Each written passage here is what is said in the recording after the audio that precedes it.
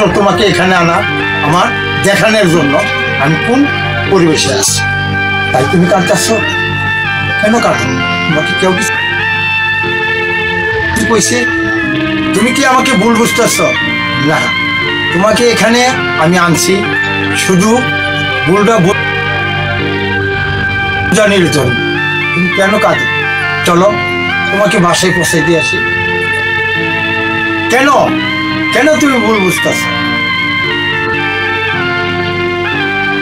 চলো তোমাকে আমি আছি তো, আমি থাকতে তোমার ভয় কিসে?